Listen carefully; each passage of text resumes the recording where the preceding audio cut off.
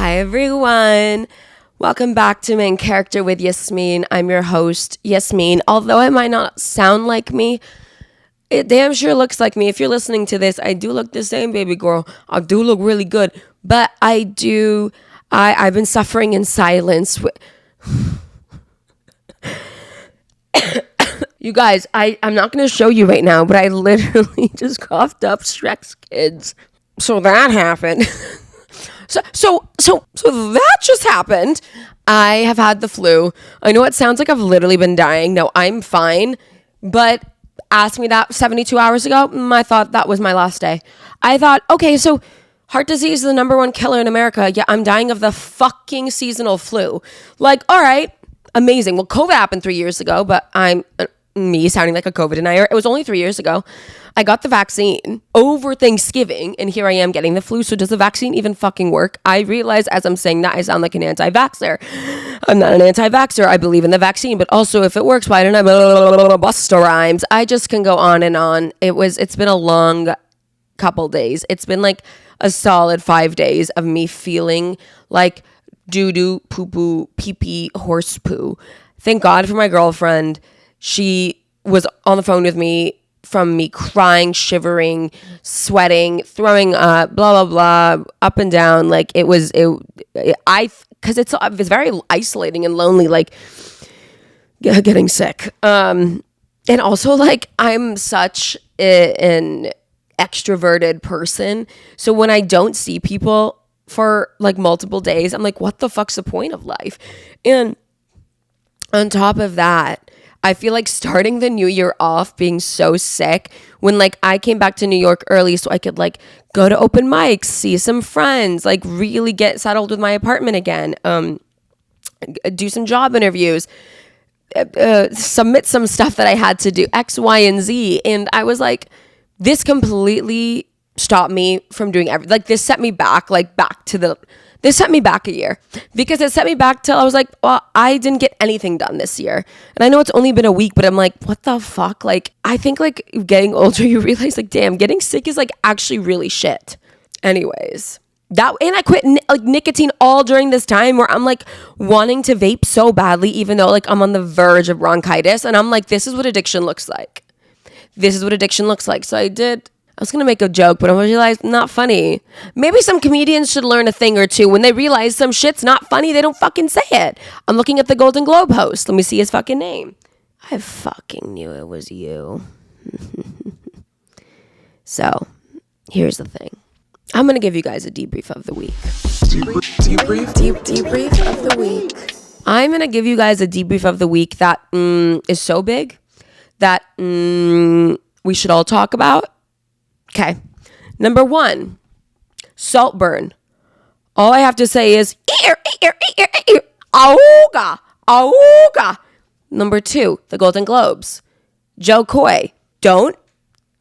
Number 3, can someone stop knocking? That's the problem with New York. Everyone's like, do you guys hear that? Shut the fuck up. Shut the fuck up. Number 3, The Crown. Great TV series. You guys should start watching it. It's amazing. And 4, I realized I've never seen anything with Keanu Reeves in it. So that's a debrief of the week. We'll get into it. Number 1, Saltburn. Okay. All right. Listen, okay. Lots to unpack there. Okay. The concept was there. Beautiful photos. Emerald is one of my favorite directors ever. Writers, we can talk about another time. But directors, like she has a vision for things and she executes it perfectly. Was the substance there? I don't know. Because I think Saltburn was that movie that everyone was like, this is so interesting. It's like we don't really know what it's about, but we know the gist. It's about, privilege in title and hierarchy, whatever it is, of class and status. And then you have like Barry Keoghan, who also he looks like he just got out of like, I want to say Ireland because he probably did, but like he literally is just like, oi mister, you see me dad? Like that's what he gives. He was an orphan, so I probably shouldn't say that. He's giving that vibe. And also, like, I went on a major stalk and, like, found his baby mama on Instagram. And I was like, your kid together is so beautiful. And, like, he left her and then now is dating Sabrina Carpenter. And I'm like, my God, like, once fame hits you, man, like, you, like, will leave. Like, that's crazy. But he's an incredible actor. And, like, you can't deny his talent. But also, was that, spoiler alert, before you fucking shoot me in the face, was that scene in the grave necessary to get the point across? And I know it was not. It was all improvised. It was not directed. But I'm like, as an actor myself, and this is something we're going to talk about today, when you have an impulse to do something, I think always do it. But also, like, we always say, like, in acting, there's the 98 too, right? Like 98%, you are that character. You are in that specific scenario. You're in that place. You're that perfect place, thing, idea, whatever. You're in that world. But 2%, you are you, right? Like 2%, you're Barry. The 98, you're Oliver, okay? 2%, I'm Yasmin. 98, I'm whoever I'm playing. So I think it's important, like, before you got your dick out, honey, and you started humping the ground, like, shouldn't you have worked with an intimacy choreographer if people are going to be on set and watching? I don't know. Maybe it was, like, for the sake of the art, do what you will. But I was also like, okay, boy, you're really playing with fire, because I don't know if that served it.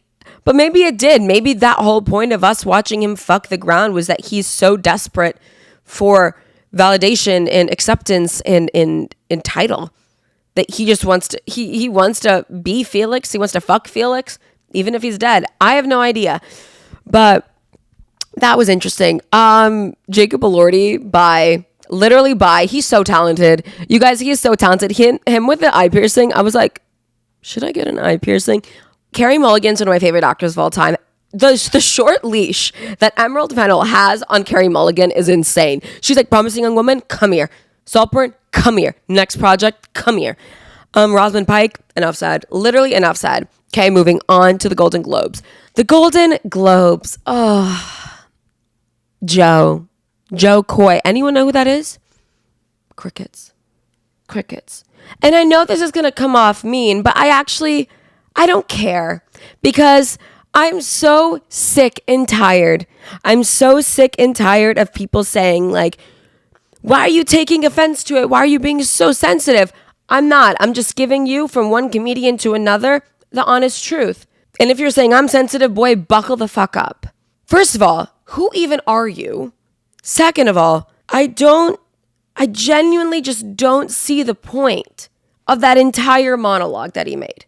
Him saying that all he thought what Barbie was about plastic dolls and big boobies. And he literally said boobies. And Ken dolls. And like, sorry, Margot, I was looking at Ken the whole time. And then like the difference between the NFL and the Golden Globes is there's less shots of Taylor Swift. Sorry, Taylor. And it was just like one thing after the other. It's like, can't you just think of anything else? Like as a comedian, I would think that like those low-hanging fruits of jokes are just the easiest thing you can do. Why not try to actually be a smart comedian or a smart entertainer and do something different and do something that's actually funny, not just something that's poking fun of someone? Like I was just like, okay, this Barbie is about making a film that like women are more than just an object or a doll. Him, boobies. Give me boobie. Put in my mouth, boobie. I want big boobies in my mouth. That's literally not what it's about, Joe. That's literally it's not about. And I understand you only had 10 days to do that. That's fine. You have the money and platform, and Golden Globes are paying you to do something. And I understand hosting's a difficult job. That's hard. I get it. But like, then get better writers in the writer's room. Think of better jokes. Get more in touch with your art where you can find jokes that are actually funny, that are not just making fun of people. And before anyone says, and I'm actually dead serious about this, before anyone says you're being so sensitive, why are we talking about this? It was literally a couple jokes. Because I think from an artist and a female artist that I am as an actor, comedian, and just a person that's a little bit different than people. I'm different. But like, these offensive jokes, and I don't want to say they're not like gonna break anyone's heart. You're not gonna like be canceled over it. You're gonna be fine. Like it's not the end of the fucking world, right? Like it's not like you said some like, you know, shit that you can't come back from. But like this was the most lazy, unthoughtful, fuckboy piece of shit. And I'm gonna go back and say it again, lazy comedy I've seen in a long time. And I think you have an expectation as hosting the Golden Globes. You are in a place with such high status and regard. It's one thing. You don't need to be provocative to be entertaining, is what I'm trying to say. And I think these people don't understand that. Like you see everyone's faces when they're saying that. It's like, it's not funny. You're making everyone uncomfortable. And you're saying, I know that was my first time, like definitely hard on it. But like, then think about it. Because you knew what people were going to say. You knew that was going to be the reaction. And I've always said this, if you're going to say something fucking offensive, it better land. But it doesn't. Usually it doesn't, because it's not funny. And I also want to say, like, I read this tweet, like, can we not joke about Taylor Swift anymore? We absolutely can. I'm a Swiftie till my last breath. We can joke about her carbon emissions on her planes. We could joke about the chokehold she has on Jack Antonoff and Bon Iver. Like, we can talk about that. But what we're not going to talk about is, like, the young slut who slept around Hollywood. We're not going to, like, I'm tired. Like, that's exhausting. Like, we've been there. We've done that.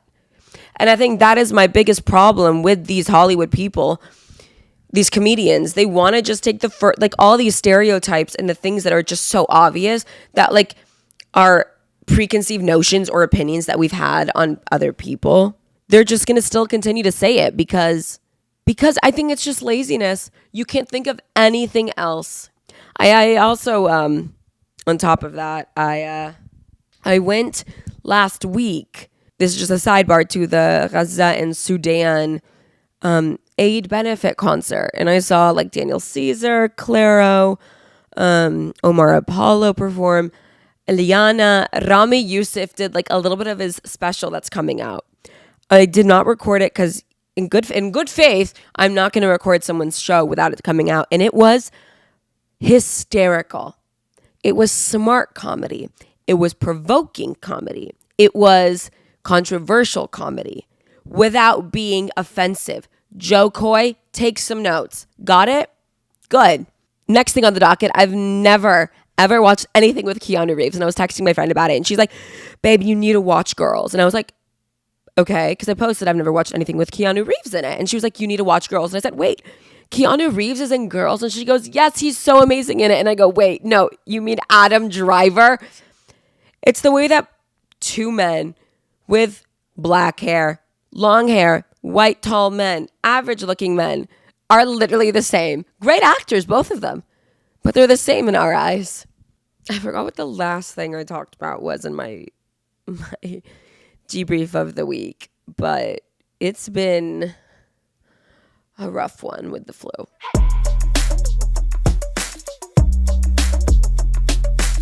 Okay, so today's episode, what we're going to be talking about is something that I've been really struggling with and wanting to have a conversation with. And this is genuinely for anyone who has a passion or has something that drives them, that makes them want to wake up in the morning, that has them inspired and constantly wanting to show and give and provide to the world something greater than themselves. And that is the conversation of owning your own art.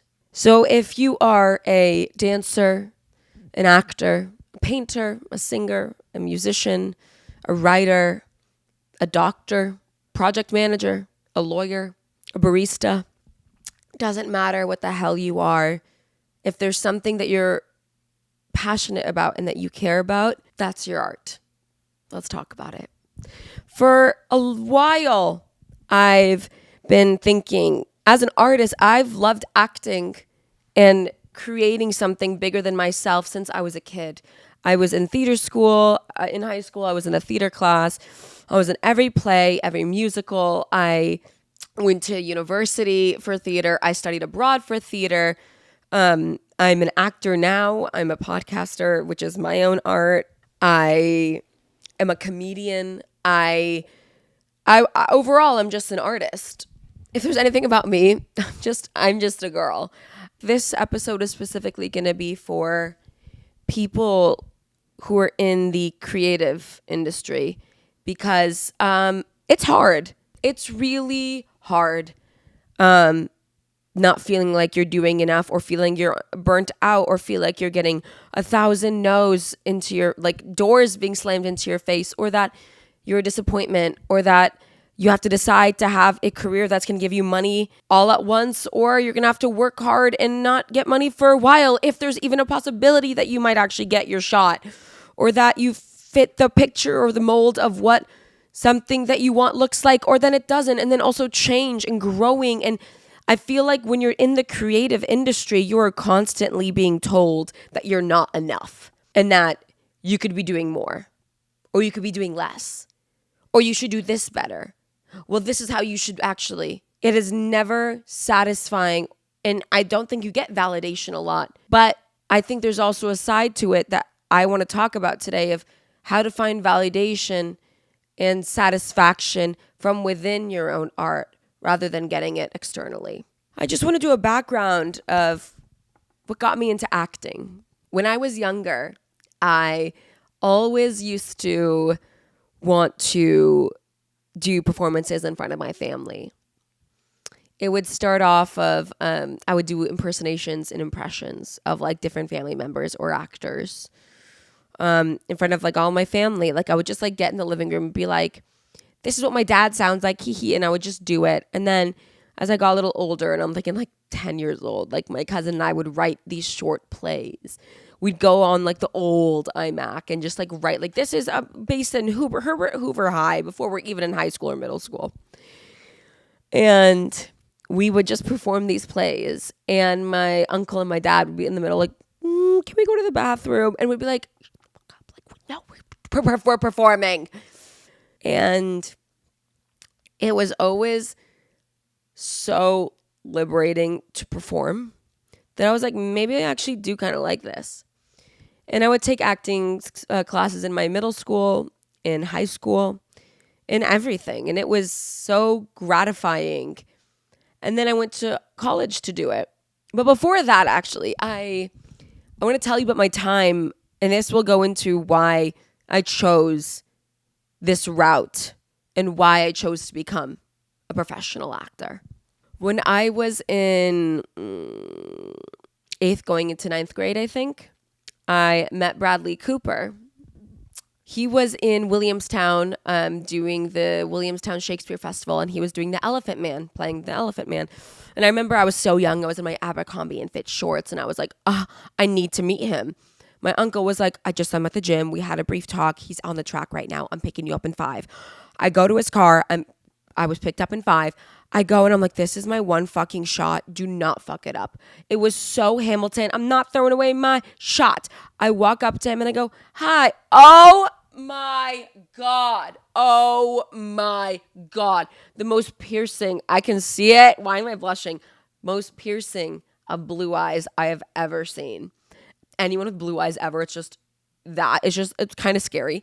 But he was like, hi. And I was like, hi, I'm Yasmin. I'm this guy's niece. He said he met you at the gym, but I don't want to interrupt you at all, but I just wanted to say I'm a major fan of you. And he goes, oh my God, thank you so much. I appreciate that. And I said, can I ask you a question? And he was so taken aback. And I was like, yeah, like I wasn't getting out my phone. I was so young. Like this was like genuinely the start of Instagram. And he was like, sure. And I said, if you could give me one piece of advice as an actor, what would it be? Because I want to be an actor one day. And he goes, and he looks down on the floor, and then he looks back up and he says, that's a really good question, Yasmin. In my time within my career, the people that you see in Hollywood, they're not the most talented. They're not the most well-versed in their craft. No, they're the ones that didn't give up. In Hollywood, there are going to be so many no's. You're going to be told you're not good enough, you're too good, you're short, you're tall, you're too big, you're too small, no matter what. And at the end of the day, it's about persistence and never giving up. And I know that sounds cliche. And I was like, I swear to God, I'll never give up. Bradley Cooper, I swear to Maestro, I swear to God, I'll never give up. and then we finally got a little photo. And then I said to him as I'm walking out, I said, and this is like so Debbie Ryan, like in the Disney thing where she's like, I'm changing history. I said, I'll see you on the red carpet in the next decade or two. And then he goes, I'll see you there. And I was like, and so I still mean that promise. Bradley, if you're listening to this, I'm going to see you on the red carpet soon. And that kind of kickstarted of like, so I'm in it for the long haul because I know I'm going to be told no's. Like how many no's? And in college, you're told no's. And like, it's constant rejections. To be in the arts is to be okay with rejection. And a lot of people can't do that. And I think artists are some of the most strong and in determined people I have ever met. And the artists I know, who, if they're my comedian friends, my dancer friends, my writing friends, any type of other actor friends, like it's such a community of strength and resilience that you don't find in any other field. And yes, there is competition. And yes, there is comparison. But that's the human condition. And I think once you let go of those ideals of, well, we could both play the part, but who's going to get it, rather than, I hope one of us gets it, because if I succeed, I'm bringing you up with me. When I was in college, studying theater performance and acting, this is when I got Hamlet tattooed in my lip. I literally have Hamlet tattooed in my mouth. I know, I'm like, I hope I didn't get any lipstick on my face, but it's my favorite play. I think it's one of the most beautifully, perfectly well-written shows I've ever read. And I think it's one of the starts of theater. You could argue the Greeks were, but we don't need to talk about that. And I think going to college and being surrounded by different artists was such a blessing. Going to Chapman, getting my BFA, like I lived in the dorms with the dancers, the writers, the musicians, the singers, the other actors, the tech kids. And it was so amazing being surrounded with like-minded people who come from all different lived experiences, but all coming to the same place to study the same art, but in their own way, and making beautiful shit together that expands further than anyone's actual like dream of it. And why I care so deeply about acting, about podcasting, about my stand-up comedy, about my writing, is that it's about me giving parts of myself to the world to better it. That's the whole reason why I do this. Genuinely, when people ask me, why do you choose this career where you are going to be told no for the rest of your life? I know I'm winning an Oscar or an Emmy one day. I know I am. There's no other option for me. But I'm still going to get a million no's beforehand and even after. I do it because it's an opportunity for people to feel seen when I tell a story. When I say a piece of text or I write something, or if I say something, my dialogue, it's literally to me a hand reaching out to the audience to say, I see you. That is why I do this. And I know this sounds cliche and I know this sounds cringy as hell, but I genuinely think this is the reason why I was born, was to make people feel seen within my art. I have people in my life who are happy with their 9-to-6 jobs, who are content with living and going into the office, doing their corporate work, coming home, drinking with their friends, going out, living life, repeat after repeat, having your unlimited paid time off, and then go on holiday, whatever, have kids, settle down, have a house, blah, blah, blah, live in one area, raise a family, blah, blah, blah. And for me, I can't think of anything worse than going into an office. And listen, I had to go to an office. I'm still going to work, like, until I get my big break. And I know that sounds great, until I get my big break, but like, until I'm at a comfortable place within my career, you have to pay rent. But I'm not stopping what I'm doing outside of that. after school, after work, I was going to my stand-up shows. I was going to my acting classes. Before work, I used to record the podcast of Dare We Say before my job at 7 a.m. And then we would be done by 9. That's how hard I was willing to work in order for my art to come out and in order to make good content and to make good substance of art. I used to always ask my professor, and this professor is very dear to my heart. He caused a lot of pain to me and this was the type of professor that was very much like, art should cause pain. You should hurt to feel something. Very method type. And I just don't think that's necessary. I don't think you need to cut yourself in 50,000 pieces and break your own heart in order to feel a character's pain. I think that's why it's called acting. It's also, I don't know. It's just this whole thing. But he did teach me the most more than any other professor I've ever had. And he always used to say, acting is telling a story magnificently to an audience. And I love that because it is. Acting is delivering something to the audience magically. But above magnificent, I also think honestly. Art. When I have a friend, she's Lebanese, she's a fine artist, a drawer, painter. She tells a story magnificently with her art. She talks about her trauma, her pain, her joy, her suffering with just doodles. I have a friend who writes songs, and she's in LA from London right now, studying. She left home, writing music, trying to learn how to generate mix and master on her own. That is art. I have friends who are making ceramics. That is art. What art is doing is feeding the world in more of a way than just money, than just feeding the capitalistic bullshit of society. And I know it's all rooted within capitalism, because how do you measure success with acting or with art? It's money and it's fame, but I think it's more than that. Why do I feel like I'm saying an America Ferrera monologue from Barbie? But it's true.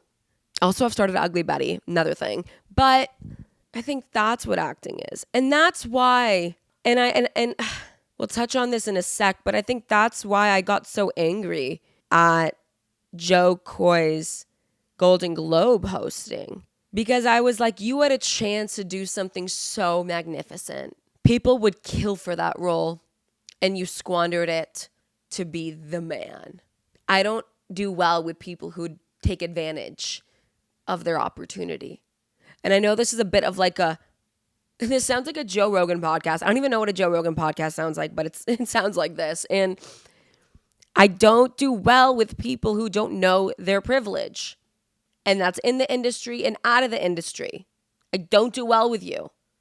You must be grateful that you're here. That's a thing. And I think with acting, it's a hard pill to swallow. You are replaceable. And that is why I think it's all the more important to work hard and to work respectfully and kindly and diligently and with love, because anyone else would die for that opportunity. With all of that now that I've moved to New York and I'm doing my open mics, even though I'm fucking set back because of the flu, I feel like the first time in years I'm able to do my art again fully. And I'm really proud of this podcast for being a vessel of me continuously providing my art. Because yes, it's just me. It's me, Yasmin, talking to the camera and you listening. And without you, you are my audience. You are the person I want to reach out to over this camera, over this microphone, wherever you're listening or watching this, to hold your hand and to say, I literally see you. Because I know you're holding your hand right back to me. My stand-up's getting better. I'm writing more. I took that UCB writing class. I was like, I need to do something to fuel all this frustration I have. I started reading plays again and memorizing monologues. I'm that girl that says to my friends, can I perform my monologue to you guys when I have no audition coming up? Because I love performing. because it's an opportunity to touch someone. Not in a weird way, not physically, but like to impact someone.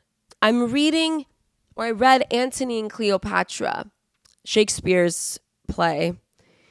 And we all know Cleopatra as this Egyptian goddess, even though she actually wasn't Egyptian.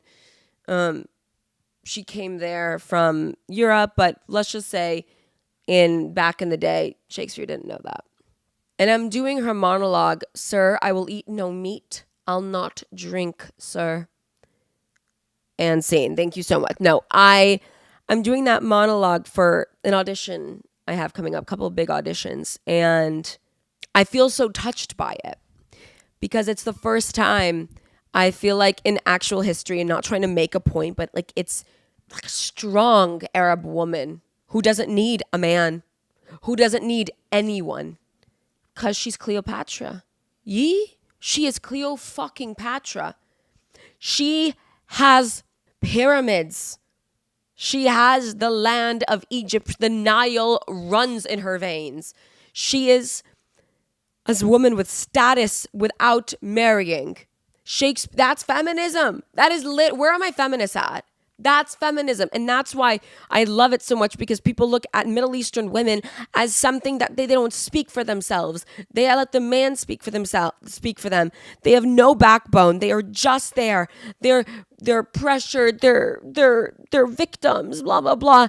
That is a trope. That's an old Western trope that white supremacists want you to think of Arab women. Look at me. I'm an Arab woman. My mother and father are Arab. And I have a voice louder than the fucking horns. Like, I have never thought that I can't speak my mind. And I feel like Cleopatra when I speak. And so when I'm saying that monologue and I'm saying, "Sir, I will eat no meat. I will not drink, sir," I'm using my lived experiences as Yasmin Dial Ahmedi, as Cleopatra of the Nile. I'm using all of that, every lived experience, what is sir? Who is sir to me? I'll not eat. I will starve myself before I bend a knee. And you might be bored of this podcast. You're like, this is not for me. That's fine. But I want you as my viewer and listener and as my friend. What gets you this like turns me on. Not in a horny way, but in like a way of like, all right, let's go. What gets you like that? What gets you so excited and like, it's so thought-provoking, and you want to have a dialogue or conversation about it, whether it's with yourself, a pen and a paper, or with friends, or with people you disagree with. What gets you that way? And the reason why I'm using art as a blanket statement of this is because the people I know mostly who do this type of things are artists. And I think anything's an art. Life is art. A new slogan. Life is art. And now I'm talking about like the joys and highs and the happiness of acting and being an artist, a creative. It is the hardest job in the world. Last night, I was crying. Actually, I'm not going to say anything. I'm just going to, this is a,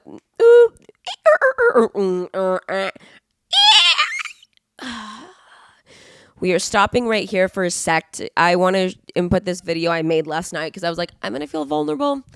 I was crying on the phone to my mom and my sister. And I was like, I feel like such a failure. And so I decided to tape myself and record myself as I talk about it for a couple minutes. And here it is. Okay. This is not the day that I'm recording the podcast, but I was like, I want to be vulnerable. I currently am getting over the flu. It's been wrong. It's been wrong. Shout out to my girlfriend for taking care of me over the weekend. And this is a shout out to every girl. If their partner, even if they're across the world, is not going to take care of you, dump them. If they wanted to, they would. She was on the phone with me every hour of every minute for the last 4 days. That's not what we're talking about today. I was watching the Golden Globes last night, and then it just like got me in a place where it's like, I don't even know how to do this. I don't know if there's something called like the flu brain or like whatever, but I'm just very emotional. And my mom said to me yesterday, she was like, your father and I were watching the Golden Globes and we're like, in 5 to 8 years, you're going to be there, baby. And I was like, why am I crying? That's so sweet. So that was sweet. But then I saw Ayo win her Golden Globe and I just started sobbing because I was like, a win for her is like a win for me and a win for every like young person or like who is different.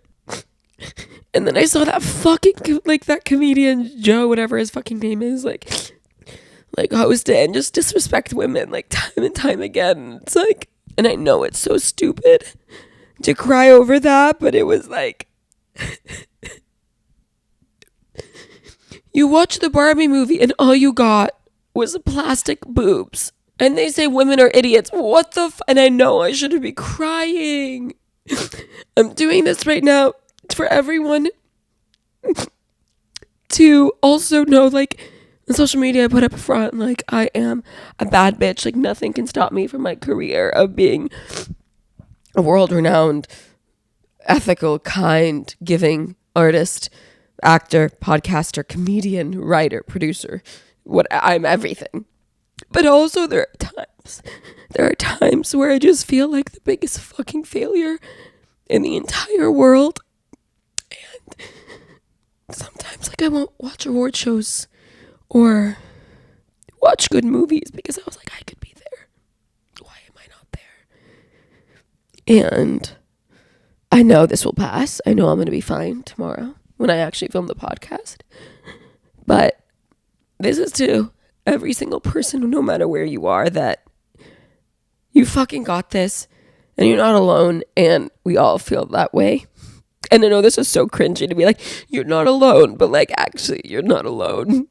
Because even if it's just you in the world that's crying over this, like I'm right there with you. So at least there's two of us. I know I'm gonna be fine and like probably want to throw up at this tomorrow, but anyways, let's continue to make good art. Okay, this was a lot. Whew. I'm a pretty crier. Say what you will, but I'm a pretty crier. And I think for that, while I was making that for you, I was making it more for me. Because talking to the camera or making this makes me feel less alone. Because this industry, I mean, I don't have an agent. I don't have a team. I don't have, and I don't want to say, oh, feel bad for me. No, but I feel like a lot of my friends, they have that. They have an agent. They have managers. They have a full team. They're being booked on different shows. I'm not in SAG. I mean, my podcast is doing well, but not well more. Like, I want it to be the biggest podcast in the world, and it's not there. I want to have already done a major movie. I've not done it. I did a film, and it didn't get to the place it needed to be because people started lacking and not really putting it out there. And it feels like no one's advocating for me as an artist. And it's so isolating. But then I have to remember that it's like, I don't need that. My time will come. Everything is a waiting game. And as long as I'm saying this for me, it just feels like I'm basing my self-worth and my worth as an actor and as an artist if I'm in Forbes 30 under 30, or if I have a major hit show, or if I'm being flown all across the world for brand trips, or if I'm doing 3 stand-up shows a week. That's what I'm basing my success off being an artist on, when that's just not the case. What helps me is when I'm feeling down and I'm feeling like a failure and feeling like genuinely like when I feel like giving up. Because they tell you this in acting school, and they tell you this in like when you're doing an art. If you have a backup plan, do it. If there's anything else in the world that you want to do, baby, please save yourself from now, because it's a lot of heartache and it's a lot of letdown. I don't have a backup plan. I don't have something else where I would rather do. And I've cried to my mom before, and I wish there was something else. I wish I loved something as much as I love acting and creating. I wish I did. Trust me, it'd be easier. Like, imagine if I was like, I want to do medicine. I want to be a pharmacist. Like, I know that's what I want to do. Like, done deal. Or a dentist. Or I want to own my own restaurant and I want to make good food. Like, I wish it was anything but that. But that's not the case. I'm set on this for life. And I see it in a way as a privilege.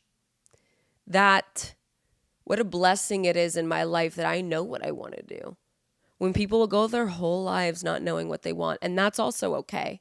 I have my friends in my life who don't know what they're passionate about. And I think then I tell them, I'm like, I know you'll find it.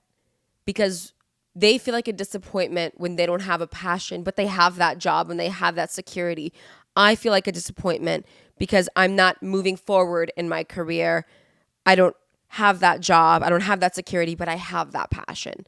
And I feel like that's just like the complexity and the beauty of life and human beings, of like, we all have what each other wants.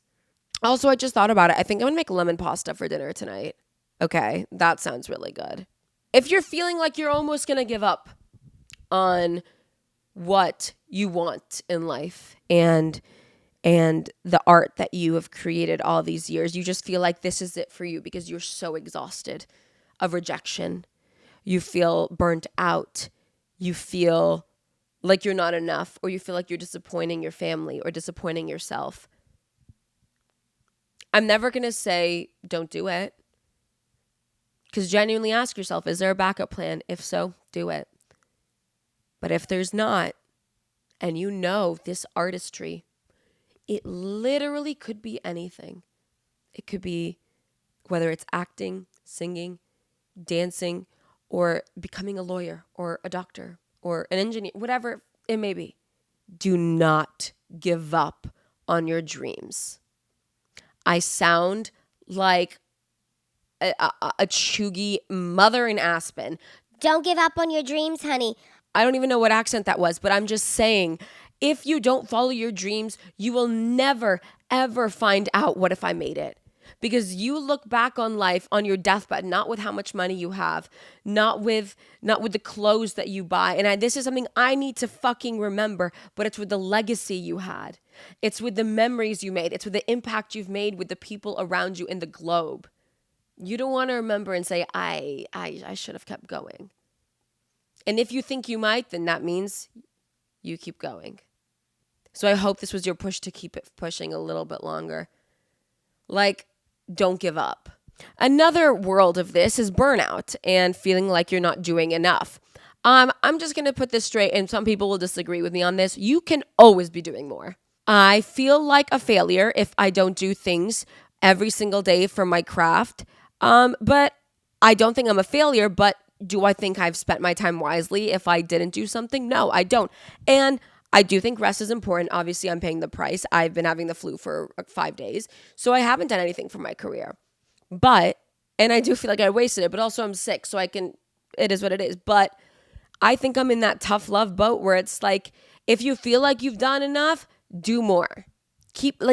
I think when it comes to making art and being successful in whatever it is you want to do, you need to get out of your comfort zone, build those connections.